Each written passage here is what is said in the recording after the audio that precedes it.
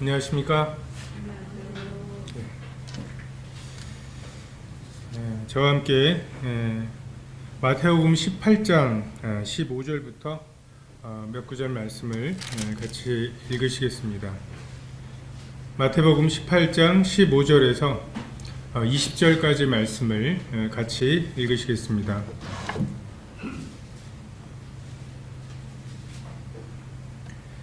네, 18장 15절입니다. 시작. 내 형제가 죄를 범하거든 가서 너와 그 사람과만 상대하여 권고하라.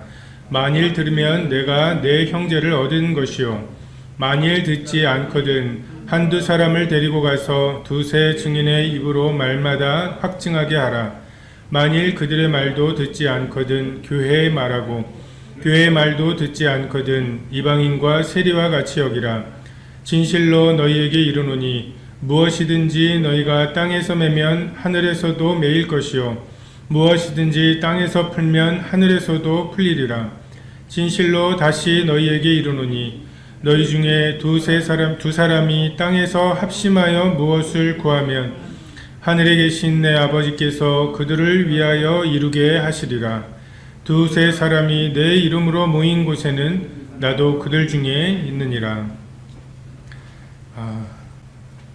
그리스도께서 사랑하신 교회, 교회 안에서의 징계에 대한 말씀을 함께 나누겠습니다.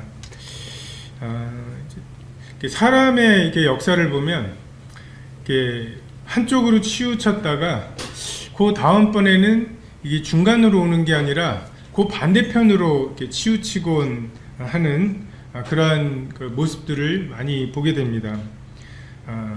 근데 징계, 교회 내에서의 징계도 좀 그런 면들이 있는 것 같습니다. 지금으로부터 한 1000년 전에 그 세계사에 보면 카노사의 굴욕이라고 하는 장면이 있습니다. 독일의 그 신성 로마 제국의 황제를 꿈꾸는 어떤 그 왕이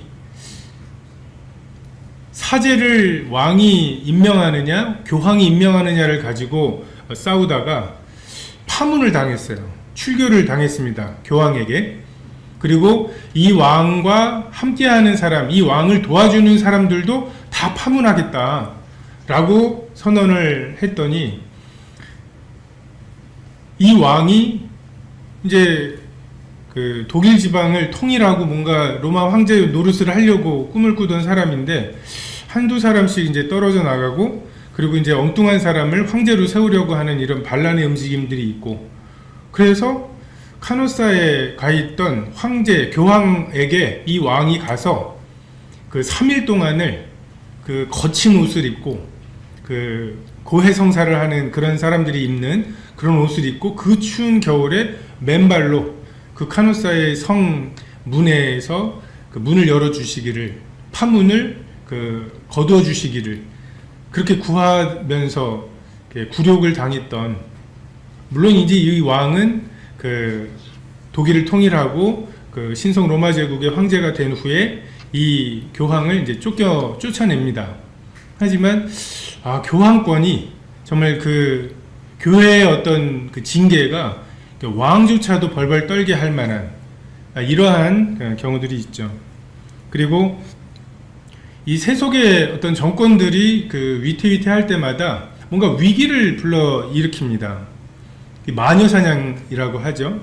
뭔가가 흉년이 들고 사람들이 민심이 흉흉하면 그 뭐 유태인들을 한다든지, 그 중세 1000년 동안에 한 7천만 정도가 마녀사냥에 의해서 죽임을 당했는데 굉장히 많은 그 그리스도인들이 포함되어 있다고 합니다.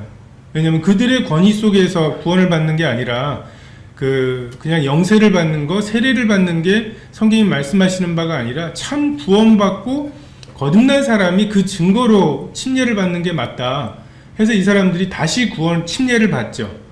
그 굉장히 대표적인 이단이었습니다. 이제 그런 사람들에게 지목을 해서 그런 사람들을 그 마녀 사냥하고 막 이렇게 밤에 막 횃불 들고 다니면서 뭔가 으쌰으쌰 하고 이런 이제 느낌, 뭔가 이렇게 거룩해진 느낌, 뭐 이런 것들로 그 뭔가 정권의 정권으로 향할 수 있는 불만을 잠재우는 이런 것들이 있었고, 이게 중세 동안에는 교회와 어떤 세속의 이 권력이 같이 했기 때문에 굉장히 많은 경우에 이 교회의 징계라는 그 측면으로 실행이 되었습니다. 지금도 뭐 인민재판이라든지 뭐 중국의 뭐 대약진 운동 뭐 이런 것들을 보면 그런 광기들이 있죠. 거기에 한번 휩쓸리고 나면 왜 크게 소리 안 지르느냐를 가지고 정죄를 당하거든요.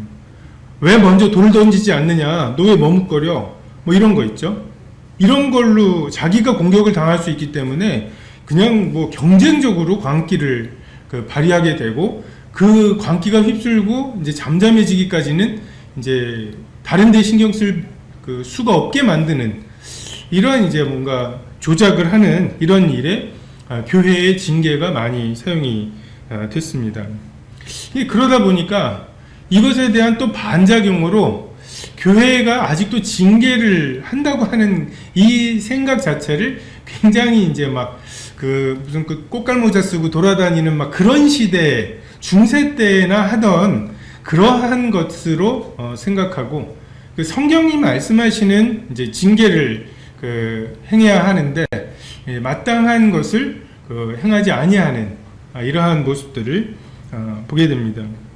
그래서 한쪽으로 치우친 것에 대해서 바로잡는 것은 또 그 치우친 만큼 또 반대쪽으로 휩쓸리는 것이 아니라 성경이 징계에 대해서 뭐라고 말씀하고 계신가, 이것을 분명히 아는 것이 필요하다고 생각이 듭니다. 마태복음 18장에 있는 방금 읽은 본문에는 하나님께서 교회 내에서 징계를 행하는 굉장히 기본적인 원리들을 말씀하시죠. 먼저 너와 그 사람과만 상대해서 권면하라고 말씀하십니다.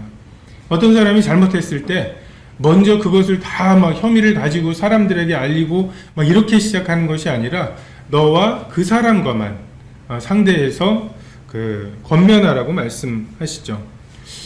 이 권면을 듣느냐 안 듣느냐는 완악함과 연약함의 경계입니다. 이것을 잘못인 줄 모르고 했던 사람이 그 권면을 듣는 것은 그가 연약했다고 하는, 잘못 배운 거거나 아니면 그렇게 하는 게 그런 의미인 줄 몰랐던 이런 것일 수 있죠.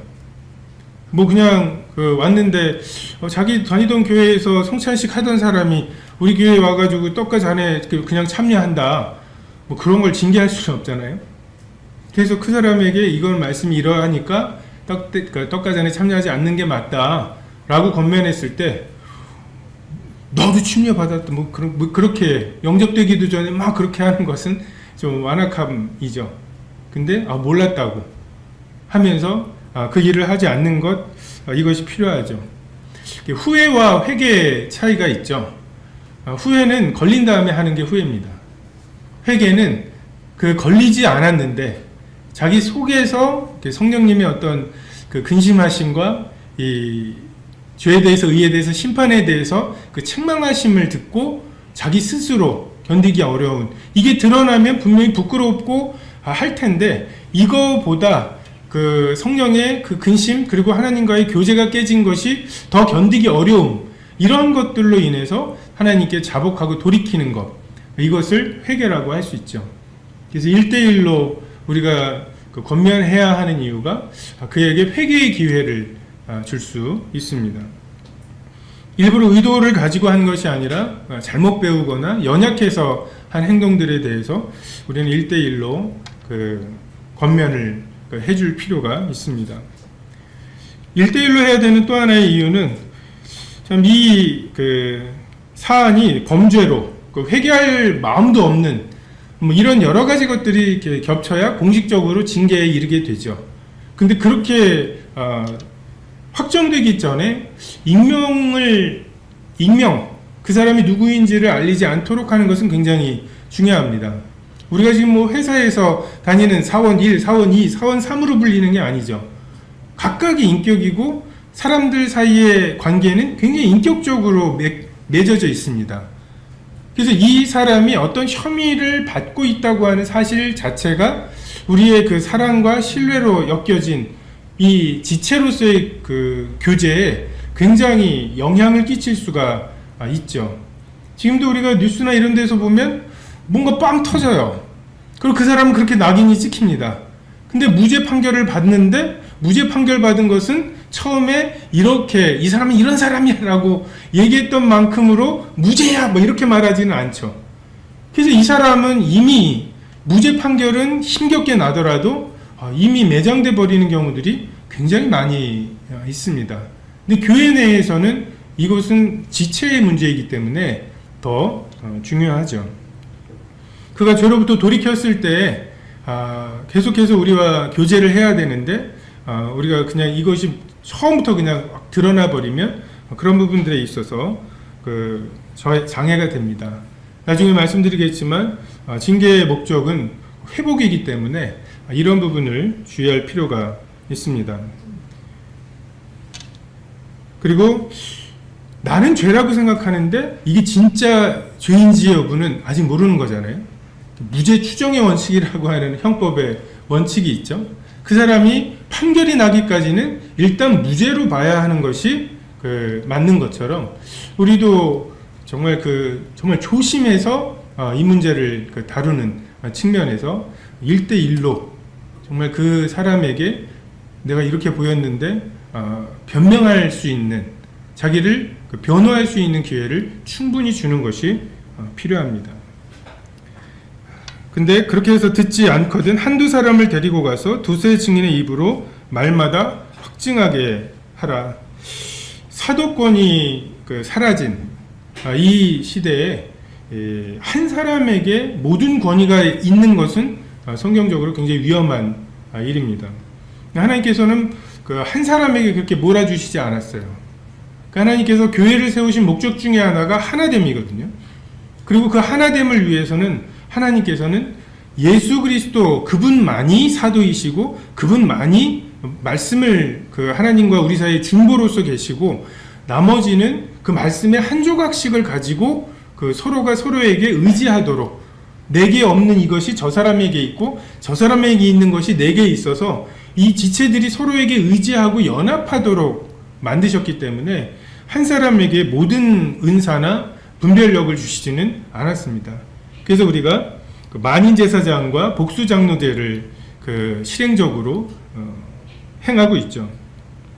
혐의를 발견한 당사자 외에 사람들이 범죄한 사람에게 가서 같은 말을 이제 그 사람에게 가서 이런 말들에 대해서 확증하라고 하려면 적어도 가는 사람, 세 사람, 네 사람은 같은 생각이어야 하죠. 그죠? 나만의 생각이 아니라 나만의 혐의가 아니라 여러 사람이 동일하게 그것을 범죄라고 생각하고 있다는 이것에 대한 확증이 필요합니다.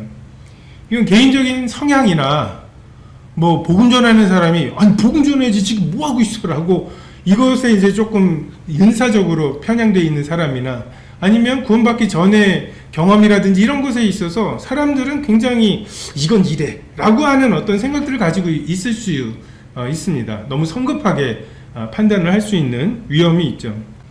그래서 다른 사람이 이 범죄에 대해서 같은 마음을 갖고 있는지를 우리가 살펴보면서 그 사람에게 권면하는 이 과정들을 통해서 내가 지금 잘못 생각하고 있는지는 아는지, 혹시 하나님이 받으신 사람을 나의 일천한 짧은 생각과 경험 때문에 정죄하고 있지 않은지 또 돌아보는 그런 시간일 수 있고요. 또 머리 대신 그리스도와 성령님의 역사를 우리가 받는 방법이 지체들에게 같은 마음이 있는가입니다. 하나님께서 내게 주셨어 라고 하는 것이 정말 하나님께로부터 온 것인지 여부는 내 주위에 있는 사람들이 그 하나님께로부터 온 음성에 대한 이야기를 했을 때 공감하느냐의 여부입니다. 왜냐하면 하나님은 하나 되게 하시는 분이시고 질서의 하나님이시기 때문에 그렇습니다. 이것도 듣지 않으면 교회의 말하고 교회의 말도 듣지 않거든 이방인과 세리와 같이 여기라고. 이거는 이제 공표하는 거죠. 이것이 죄입니다. 성경은 그리고 교회는 이것을 죄라고 분별합니다. 라고 공표하는 것을 말합니다. 이단과 같이 그 사람과 계속 성도들이 교제할 때 뭔가 영향을 받을 수 있는 경우, 그 사람이 성도들이나 교회 인도자들에 대해서 비난하거나 비방하는 이런 경우에 그리고 그 사람이 어떤 당을 짓거나, 그러니까 그 사람이 우리 교제 가운데 함께 하게 되는 것 자체가 그 사람의 어떤 악한 영향력이 계속 퍼져나간다고 할 때는 교제를 끊죠. 근데 회복을 위해서 또 돌이키는 마음이 있을 때 또 근신하게 하기도 합니다. 이방인과 세리같이 여기는 것은 교회의 권면을 듣고도 돌이키지 아니하는 것에 대해서 그건 더 이상 교회의 일원이 아닌 것으로 본다는 것입니다. 같은 머리가 아니라는 거죠. 지금 한 사람 또 여러 사람 그리고 교회, 이 사람들이 다 그것을 죄라고 합의하고 동의하고 있는데 그것에 대해서 자기는 아니라고 말하는 것은 이제 같은 머리를 두고 있는 성도가 아니라는 말입니다. 이것은 이제 교회의 구원을 잃어버릴 수 있다라고 말하는 것이 아니라 구원을 잘못 분별한 것으로 선포한다는 의미가 되겠습니다. 구원받은 사람이 어떤 잘못을 했다고 해서 이제 그 사람을 구원받지 않은 것으로 본다기보다는 그 성도가 죄를 지으려고 할 때 정말 그 죄를 계획하고 실행하고 그 죄를 숨기는 이 모든 과정에서 이 성령님의 근심하심이 있죠. 그럼 그 근심하심으로 인해서 정말 자백하고 돌이키고 해야 하는데도 불구하고 이제 그러한 어떤 죄를 지었다고 하는 것, 이것이 1차적으로 정말 그 마음에 성령의 역사가 있는가라고 하는 것을 돌아봐야 하는 부분이 있고요. 그리고 정말 한 사람이 그리고 두세 사람이 교회가 이야기하는 데에도 그것에 대해서 계속 고집을 부린다고 하는 것은 더 이상 적어도 지금 이 교회가 합의하고 있는, 교회가 영향을 받고 다스림을 받고 있는 이 머리 대신 그리스도와 같은 머리를 섬기고 있다고 볼 수 없다라고 하는 의미로 저희가 이방인과 세리와 같이 출교를 하는 것입니다. 물론 실수할 수 있습니다. 양과 돼지가 둘 다 진창에 빠질 수 있어요. 근데 그 진창에 빠진 이후에 반응을 볼 때 양인지 돼지인지 나오죠. 돼지는 계속 거기에 머무르려 하고 양은 어떻게 해서든지 거기서 빠져나오려고 합니다. 정말 참 성도들의 징계를 받을 때, 징계를 당할 때를 보면 정말 이렇게 마음을 가난하게 되는, 그리고 어떤 경우에는 정말 이게 드러나서 징계를 당하는 것은 굉장히 부끄러운 일임에도 그 마음에 그런 거 있잖아요. 들켜서 마음이 후련한. 그냥 이 성도들 앞에나 교회 앞에 말할 용기가 차마 나지는 않는데 그 마음은 이제 문드러지는 거죠. 근데 그것이 오히려 드러나서 징계를 받고 하는 것에 대해서 오히려 그 마음에 쉼이 되는 이러한 경우들을 보게 됩니다. 불순종 이후에 권면을 받았을 때의 태도는 그 사람의 운명을 나누죠. 나단을 통해서 책망을 받았던 다윗의 태도와 사무엘을 통해서 아말렉을 왜 다 진멸하지 않았는지, 왜 좋은 것들을 남겼는지를 책망받았던 사울의 태도가 달랐습니다. 똑같이 죄책감을 가졌지만 베드로와 가룟 유다의 태도는 달랐죠. 이것이 영원한 운명을 가를 수 있습니다. 18절부터에 보면 우리가 20절 말씀을 많이 외우고 기도할 때에도 많이 사용하죠. 두세 사람이 내 이름으로 모인 곳에는 나도 그들 중에 있느니라.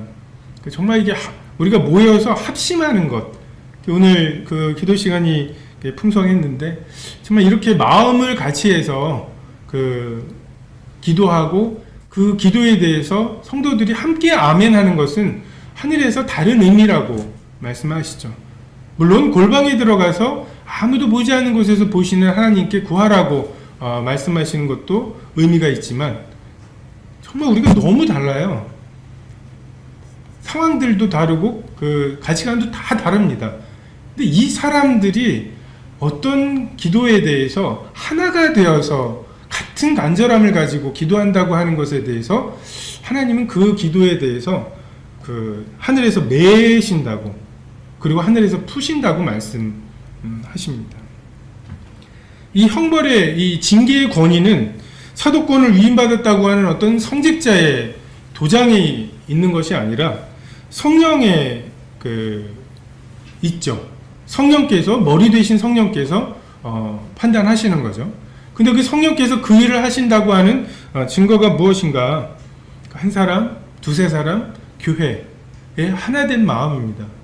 그것에 대해서 하나가 된 마음들이 성령께서 이것에 대해서 죄라고 여기신다고 하는 증거이고 권위입니다. 이렇게 해서 합심하여서 어떤 일에 대한 결정을 할 때 하나님께서 그것을 그냥 받으신다는, 묶으신다는 그런 의미입니다. 그래서 정말 하나님이 이 땅에서 묶은 것을, 정말 우리같이 연약하고 편협한 이 사람들이 묶은 것에 대해서, 두세 사람이 합심한 것에 대해서 하늘에서 묶으시고 푸신다고 하는 것은 우리에게 주어진 굉장한 권위이고 동시에 큰 책임을 느껴야 할 부분이라고 생각이 됩니다. 말씀의 이러한 기본적인 토대를 가지고 죄의 종류와 양상들이 있죠. 이것에 따라서 여러 가지 죄들에 대한 징계를 대처해 나갈 필요가 있습니다.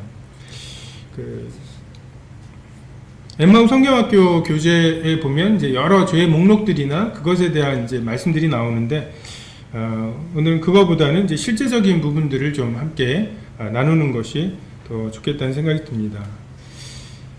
좋은 치료보다는 면역력이 중요하다. 가장 좋은 치료도 가장 허술한 면역만큼 예방만 못하다라는 생각이 듭니다. 좋은 의사는, 화타가 그런 얘기를 했다고 하죠. 나는 잘 치료하는 의사이지만 더 좋은 의사는 병이 나지 않게 하는 의사라고. 근데 병이 나지 않게 하는 의사는 좋은 소리를 듣지는 못하죠. 저는 가끔 미국에서 허리케인이 온다고 막 수백만 가구가 우리나라 명절 때 가는 것처럼 피난 가는 것들을 봐요. 근데 그렇게 해서 피난을 갔는데 허리케인의 경로가 바뀌었어요. 그랬을 때 어떻게 될까요? 감사한 거죠. 다행인 거고. 근데 잊지도 않을 것을 하면서 여러분, 예방의 어떤 대가에 대해서 우리가 좀 인정할 필요가 있습니다. 뚝을 잘 쌓고 해가지고서 막 돈 들여가지고 뚝을 잘 쌓았어요. 그래서 홍수가 안 났어요. 그러면 뚝을 쌓아서 안 났다고 봐야 되는데, 홍수도 안 일어날 건데 괜히 돈 들였어, 막 이런 생각을 하면, 이제 돈 쓰는 정권에 있는 사람들도 잘 막을 생각보다는 뚫린 다음에 빨리 고칠 생각을 하고, 빨리 고치면 정부가 일을 잘해, 뭐 이런 생각을 하면은 계속 그런 악순환을 반복하는 거죠. 세월호 때 출발하려고 하는데 이렇게 출발하시면 안 됩니다, 이렇게 막 과적을 하면 돼요, 맞죠, 해가지고서 막 이렇게 누군가 원칙대로 했다고 해보세요. 어떻게 됐겠습니까? 그 사람이? 만약에 그 사람 말대로 과적했던 거 다 내리고 평행수 원래대로 채우고 그렇게 해서 출발했으면 사고가 안 났겠죠. 그러면 별일도 안 일어나는데 괜히 그렇게 까탈스럽게 군다고. 여러분, 이 까탈스럽게 구는 이게 예방하는 거예요. 말씀 좀 읽으세요, 막 이런 거 있죠. 그냥 뭐 이렇게 상담하러 와서는 기도와 이렇게 말씀 읽고 기도하라는 소리 말고요, 좀 실제적인 좀 이렇게 조언을 해주세요, 뭐 이런 말씀들을 하시는데, 기도하고 말씀 읽고 그것을 나누는 거, 이게 얼마나 많은 죄들을 방지했는지 우리가 모르는 거죠. 이것이 우리의 궁극적인 해결책입니다. 뾰족한 수, 죄가 딱 들어왔는데 그걸 어떻게 잘 잘라내는지, 뭐 이런 것을 그 실력 있는 어떤 다스림이라고 생각하기 쉬운데 그런 일이 일어나지 않도록 하는 것이 굉장히 중요한 일이고 빛 안 나는 일입니다. 근데 그런 일들을, 그런 노력들을 성도님들이 알아주셔야 돼요. 그냥 200만 가구를 피난시켜도 갔다가 허리케인이 안 오면 감사하게 돌아오고 이런 마음들이 있지 않으면 섣불리 지금 굉장히 위험한 상태라는 말을 못하게 되죠. 그럼 피해는 고스란히 그 사람들에게, 우리들에게 돌아오게 됩니다. 징계 자체에서 해결책을 찾지 마시고 징계 사안이 생기지 않도록 하는 여러 활동들에 우리가 집중할 필요가 있습니다. 예전에 비해 교회가 많이 세속화되었다고 말하고 실제로 그러하죠. 근데 세속화를 막는 일반적인 방법은 말씀과 기도와 교제입니다. 강력한 징계가 아니죠. 징계를 강화하면 음성화됩니다. 징계로 막 이렇게 학생들 와가지고서 그 게임 못하게 막 거기 밥 먹고 나서 거기 옹기종기 모여갖고서 게임하는 건 정말 막 그 화가 나고 부하가 치미시죠. 근데 그 저희 학생회 때에도 아침에 학생회 하고 나서 그 선생님들이 금화국민학교 앞에 있는 오락실에서 우리 잡으러 많이들 다니셨어요. 안 하지는 않습니다. 숨어서 하죠.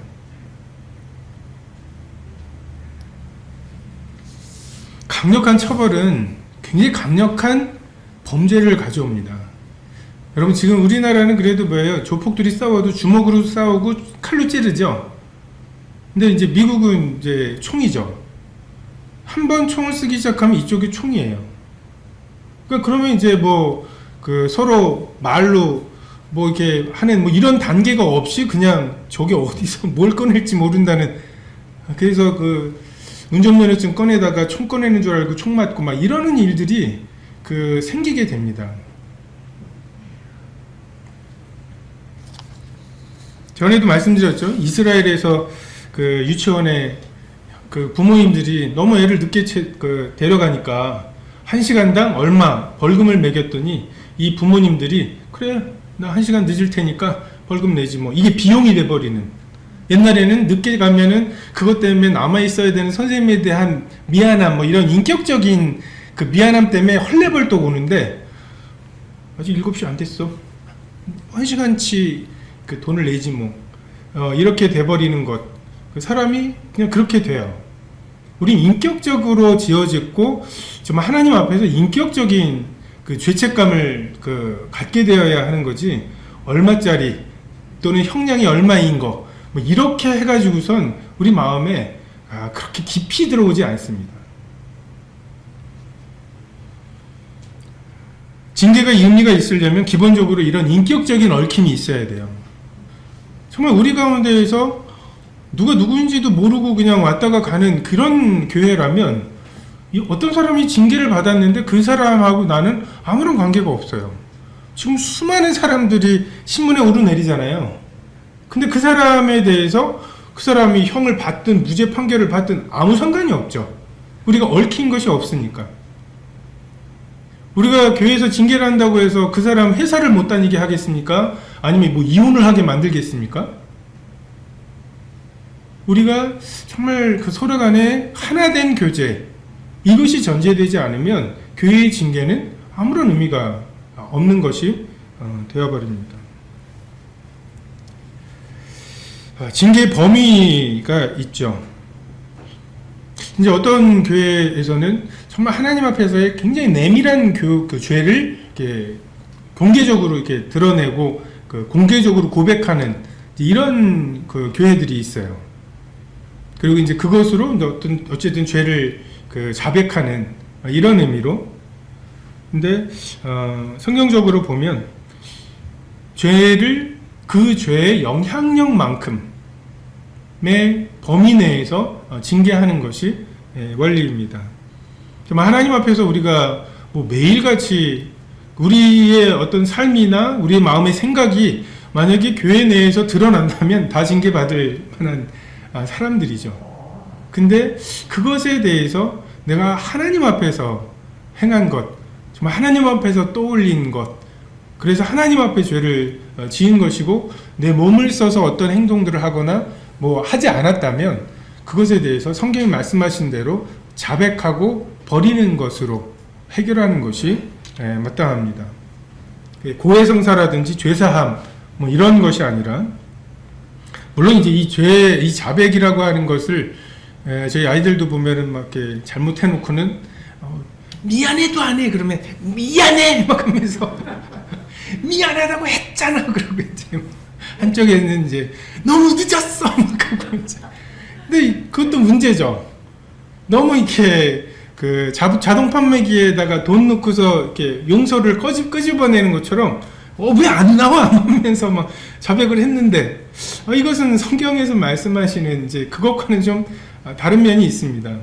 근데 하나님께서 왜 자백이라고 하는 방법으로 그 성령의 어떤 근심, 그리고 그 소멸되심, 그리고 성령께서 우리 마음에 책망하심, 그 평안이 깨지는 거, 이게 징계거든요. 하나님께서 우리에게 주시는 징계입니다. 하나님께서 아담과 하와를 구체적으로 징계하시기 전에 이미 아담과 하와는 내가 벗었으므로 두려워하여 숨었어요. 이것이 그 하나님의 징계죠. 그 징계에 대해서 우리가 하나님 앞에 해결할 필요가 있습니다. 우리가 우리의 깊은 죄를 다 고백하고서 견딜 사람이 없어요. 그 생각이 남습니다.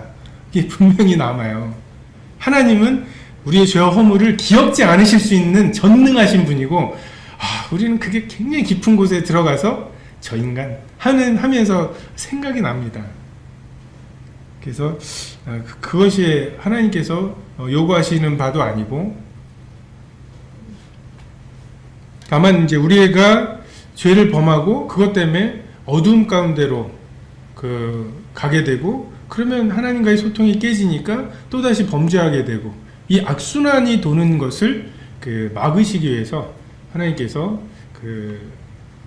자백이라고 하는 방법을 통해서 자유를 주신다고 생각이 듭니다. 그리고 인간관계에 있어서의 범죄에 있어서는 반드시 하나님 앞에 그 죄를 자백할 뿐만 아니라 사람과의 관계 속에서도 그 죄를 회복해야 합니다. 먼저 예물을 제단에 드리려다가 원망 들을 만한 일이 있는 줄 생각나거든 예물을 제단 앞에 두고 먼저 가서 그 사람과 화해하고 그 후에 와서 예물을 드리라고. 그리고 레위기에 있는 대로 소나 양을 도둑질했을 때 소는 5배, 양은 4배를 더하여 갚는. 그러니까 단순히 그 손해만을 회복하는 것이 아니라 위자료 같이 실제적인 그 사람과의 회복이 되어야 한다는 거죠.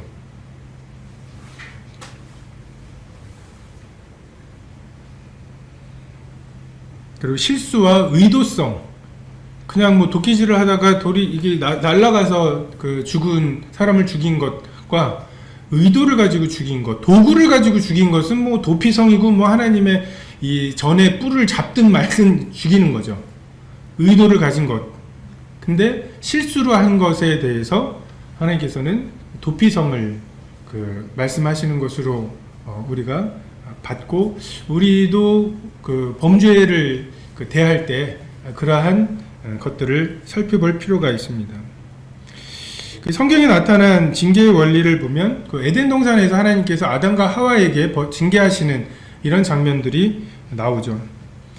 첫 번째는 이걸 따먹지 말라고 했는데 왜 따먹었어? 따먹었으니까 벌을 줄 거야. 이런 건 아니라는 거예요.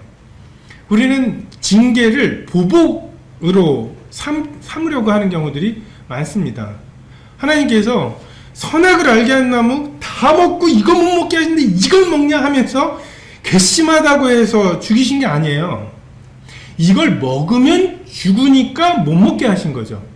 근데 죽는 것인데 못 먹게 죽어서 못 먹게 하시는 건데 그거를 굳이 먹었으니 그 죄를 자초하는 거죠.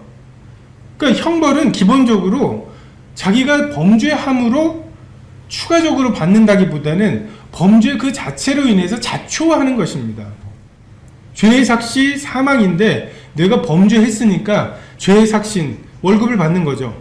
죄로부터 하나님과의 관계가 끊어지고 영생을 유일하신 하나님과 예수 그리스도를 아는 것인데 하나님을 아는 것이 없는 하루하루가 반복이 되도록 되어버리는, 그러면서 세계 정복도 하고 핸드폰도 만들고 하는 거예요. 아이폰도 만들고 천재적인 역할들을 하는 건데 하나님 보시기에는 어떤 부자가 돼버리고 심판대 앞에 아무 준비가 안 돼 있는 채로 행복하게 살다가 죽는, 내버려 두시는 징계이죠. 하나님께서는 아담에게 땅이 저주를 받는다고, 땀이 흘러야 양식을 먹게 될 거라고. 왜요? 자기가 주인이라면서요. 내가 이 생명나무 온갖 과실들을 하나님께로부터 받아서 은혜로 먹는 사람이 아니라 내가 주인이 돼서 살아가겠다는 거 아니에요. 그 원래대로 그렇게 하셨으면은 1년 안에 4일 안에 죽는 거죠. 하나님께서 저 하나님 은혜 필요 없어요. 내가 주인 돼서 살래요 라고 해서 정말 그렇게 살아볼래 하고서 3일을 주셨으면 죽는 건데, 하나님께서 참 먹고 살고 거기다가 술 마시고 술 만들어 먹을 것까지 주시는 이 풍성하신 은혜 때문에 사람들이 아직까지도 자기 힘으로 살고 있다고, 그렇게 해서 주신 힘으로 하나님을 거절하고 있는 것입니다. 그러니까 자초한 거예요. 그냥 하나님께서 주신 그 열매들로 양식을 삼기보다는 내가 수고해야만 양식을 얻게 되는 삶을 내가 뿌린 것으로 내가 열매를 맺어서 먹겠다고 하는 그 선언에 대해서 그렇게 하라고 말씀하신 거죠. 벌을 주신 게 아니라. 생수의 근원을 떠나서 웅덩이를 파기를 원하는 사람들에게 한번 그렇게 해보라고, 생수에게 돌아오는 것이 얼마나 달콤한 것인지를 경험하게 하시는 것이죠. 여자에게는 잉태와 해산의 고통을 주셨죠. 근데 이걸 잘 보면 여자는 애를 임신하고 나와서 기르는 동안에는 뭔가 밭일을 하거나 논일을 해가지고 음식을 스스로 먹을 수는 없잖아요. 아담과 하와가 그렇게 따먹고 나서 서로에 대한 원망과 이 미움이 어떠했을까? 근데 하나님께서 이 징계를 통해서 어쨌든 이 둘이 서로를 의지할 수밖에 없게 하시죠. 남편이 가지고 벌어오는 걸 가지고 먹고 살게 되어서 그 말이라도 한번 말을 안 하고 살 수는 없게 하시고, 또 이 여자의 후손, 아담도 여자의 후손이 필요해요. 그러니까 회복이죠. 그 관계를 다시 회복시키시는 것, 이것이 하나님께서 징계를 통해서 하시는 일입니다.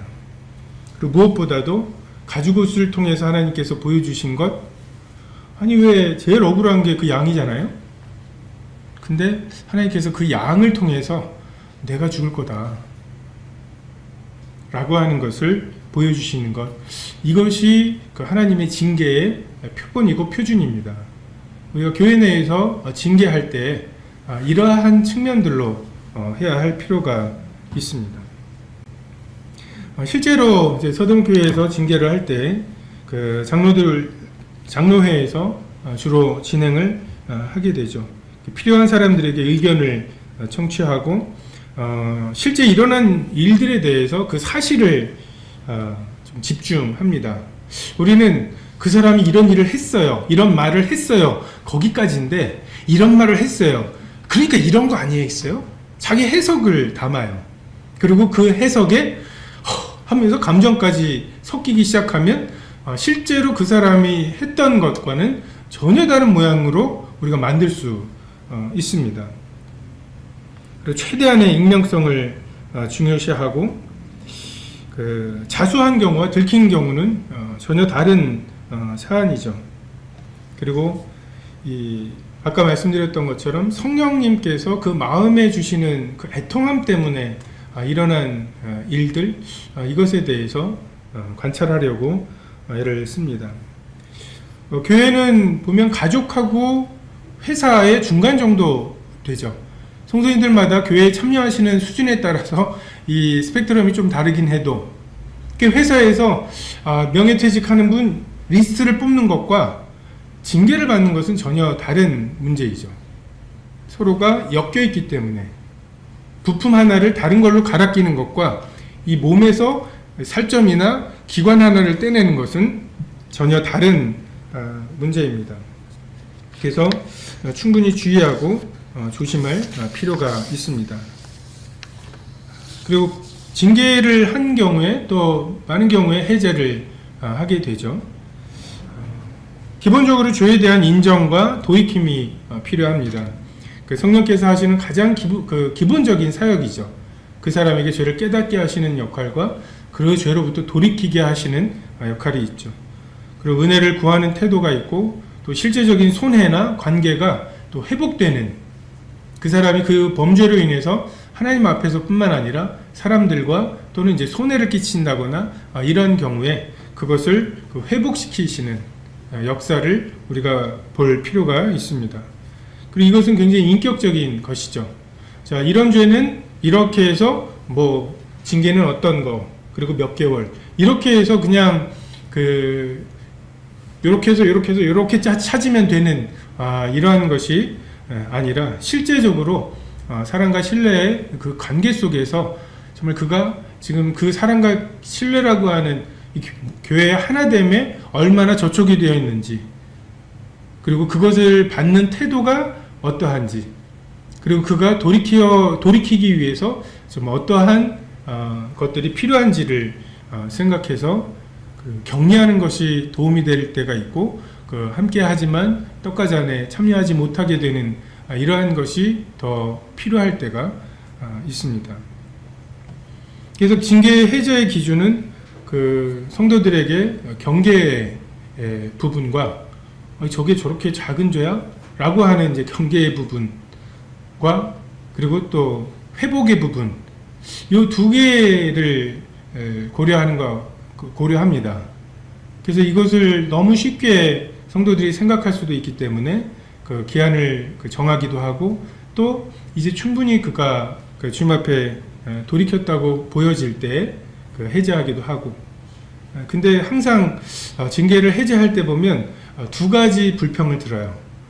죄를 너무 쉽게 생각하시는 거 아니냐, 또는 너무 가혹한 거 아니냐.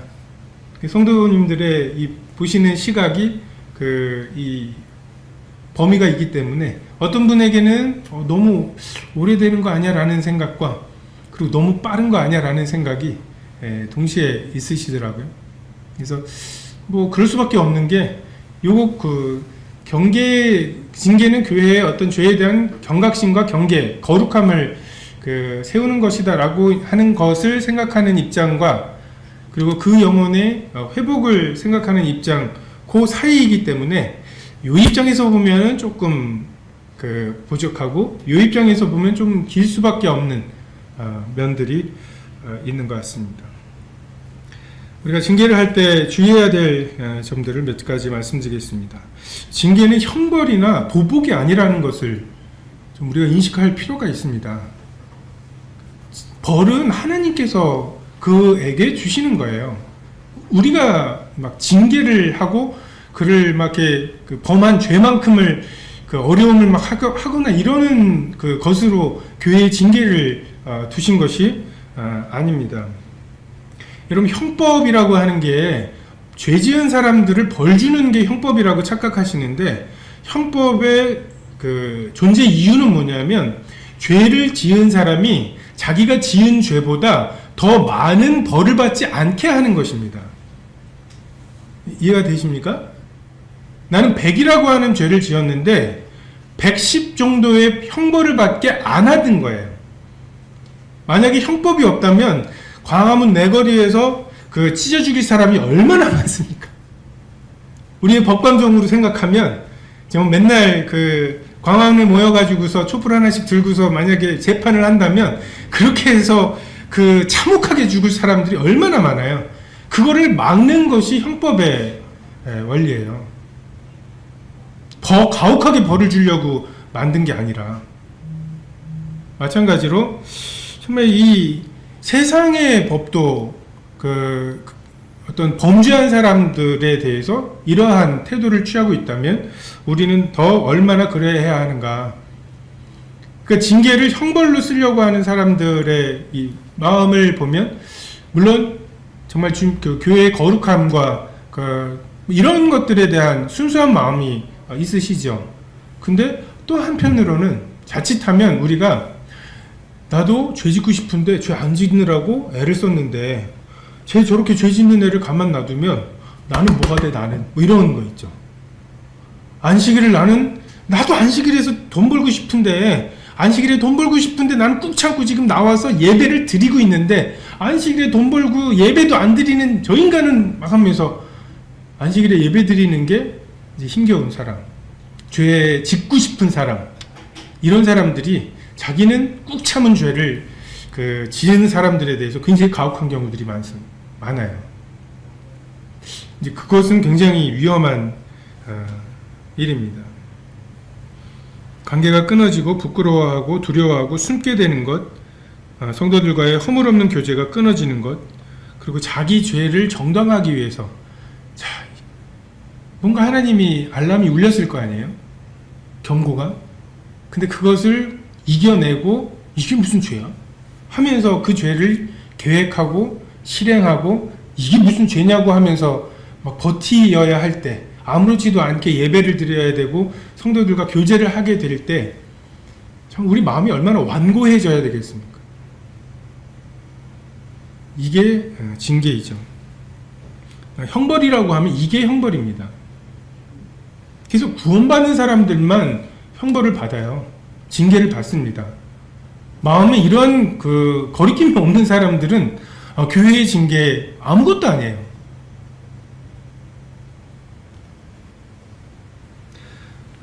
혐의만으로 하는 것이 아니라 증거를 우리가 가지고 할 필요가 있습니다. 그리고 결론을 먼저 내리고 이 사람 징계할 거야 하고서 이제 저인망식으로 샅샅이 훑어가지고서, 아니 그 교제 시간에 그 사람이 뭔가 한 얘기가 있잖아, 뭐 이런. 딱 예수님이 그랬죠. 성전 정화할 때부터 죽여버릴 생각을 하고 예수님을 잡았어요. 그러고 나서 증인들을 세워가지고서 사흘 만에 이 성전을 하면 사흘 만에 세운다고 했습니다. 어쩌고 말을 하는데, 이게 사형시킬 죄는 아니에요. 말이 맞지를 않아요. 그런데 네가 영광받을 하나님의 아들이냐, 그 메시아냐라고 했을 때 예수님께서 그렇다고 말씀하시고 그 대제사장이 옷을 찢으면서 그냥 사형을 언도해버리는 그 징계에 대한 아까 말씀드린 것처럼 땅에서 매면 하늘에서도 매이고 땅에서 풀면 하늘에서도 풀리는, 다시 거꾸로 말하면 하늘에서 묶을 만한 것만 묶어야 되는 책임이 우리에게 있습니다. 이걸 굉장히 주의해야 되는데, 이것을 마치 중세 때 그러했던 것처럼 자기의 어떤 권위를 세우려고, 찍소리 못하게 하려고 휘두르는 것에 대해서 우리 굉장히 주의해야 할 필요가 있습니다. 성경에 보면 장로들의 송사에 대해서 두세 증인이 없으면 받지 말도록, 그러니까 혐의를 받고 있다는 것 자체가 교회를 어렵게 할 수 있는 이러한 경우들. 근데 이것은 장로들뿐만 아니라 개개의 성도들도 혐의를 받고 있다고 하는 것 자체가 굉장한 그분에게도 굉장히 정서적으로 힘든 것이 될 수 있죠. 결론적으로 갈라디아서 6장에 보면, 형제들아, 사람이 무슨 범죄한 일이 드러나거든 신령한 너희는 온유한 심령으로 그러한 자를 바로잡고 너 자신을 살펴보아 너도 시험을 받을까 두려워하라. 너희가 서로 짐을 지라. 그리하여 그리스도의 법을 성취하라고. 신령하게 하라는 거죠.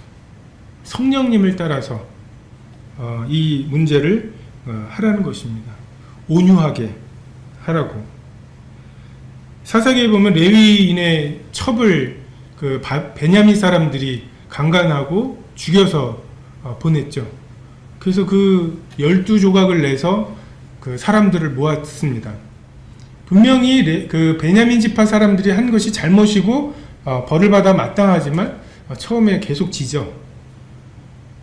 하나님께서 그러한, 그러니까 그들이 범한 죄 이상으로 뭔가 보복하려고 하는 것에 대해서 기뻐하시지 않는다. 이스라엘이 하나님과 하나님의 계명을 어겨서 하나님께서 아시리아와 그 바벨론을 통해서 멸망시키려고 하는 작정이 있으셨죠. 하지만 정말 이스라엘 사람들을 긍휼로 대하지 않은 에돔에 대해서 아모스서에 보면 하나님께서 그들에 대해서 그 벌을 면하게 하지 않겠다고 말씀하십니다. 온유한 심령으로 그러한 자를 바로잡고 너 자신을 살펴볼 필요가 있습니다. 시험을 받을까봐. 이제 그 사람의 어떠함을 어떻게 성도가 그럴 수가 있어라는 태도가 아니라 정말 저런 시험을 내가 받는다면 이라고 하는, 정말 밀 까부르듯 하려고 청구했을 때 정말 하나님께서 그 믿음이 떨어지지 않기를 기도하시고 붙잡아 주시는 은혜가 없이 정말 그 달기 우는 소리를 하나님의 신호로 들을 귀를 주시지 않았다면 베드로가 회복할 수 있었을까? 정말 우린 시험에 들지 않게 깨어있어 기도할 필요가 있고, 정말 그 주기도문에 있는 것처럼 정말 그렇게 기도할 필요가 있습니다. 그리고 너희가 서로 짐을 지라고 말씀하시죠. 그리하여 그리스도의 법을 성취하라고 말씀하십니다. 주님께서 그렇게 하셨죠. 우리가 지은 죄를 주님의 짐으로 지셨고, 우리가 맞아야 될 채찍을 주님이 맞으신 것처럼 징계를 받는 어떤 성도에 대해서 정말 저 성도가 저런 징계가 당하는 지경에 도달하는데 교회의 책임은 없나, 나의 책임은 없나, 또 저 성도가 다시 회복되는 것에 있어서 정말 교회의 책임은 무엇이고 나의 책임은 무엇인가. 자기가 저질렀으니까 뭐 마땅한 거죠 라고 하는 태도, 그렇게 하지 마시고, 그래서 결국 그리스도의 법을 성취하는 것, 이것이 우리가 징계를 통해서 이루어야 할 필요가 있는 진리입니다. 그래서 교회 내에서의 징계가 오용되거나 남용되는 것도 문제이고, 또 아예 이루어지지 않는 것도 문제인, 다만 하나님께서 주신 어떤 징계의 원리대로 우리가 징계를 사용하고 활용하고, 그래서 이뤄질 뻔한 사람들이 이 징계라고 하는 과정을 통해서 제일 비극적인 일은 죄를 짓고 걸리지 않은 채로 주님 나라 가는 것입니다. 죽을 때까지 그 죄로 인해서 그 마음에 고통이 있는 거죠. 하나님과의 관계가 매임이 있는 거죠. 기도하시겠습니다.